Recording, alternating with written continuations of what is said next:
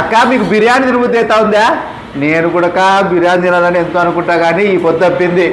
Vinayaka hotel అని SV theatre ఎదురుగా భాగ్యక్క ఇంకో పద్మక్క వాళ్ళైతే పెట్టినారు హోటలు. అక్క చెల్లెమ్మలు బాగా సూపర్ బిర్యానీ అయితే కనుక పెట్టినారు. చూడు అక్కయ్య భాగ్యక్క లక్ష్మీదేవి కళ ఉంది కదా అక్కలో, చూడండి అక్కలో లక్ష్మీదేవి కళ ఉందా లేదా? ఎందుకంటే అక్క చెల్లెమ్మలు కష్టపడి ఇక్కడ బిర్యానీ చేసి పెడతా ఉన్నారు. మంచి క్వాలిటీ ఉంటుంది అక్కలు.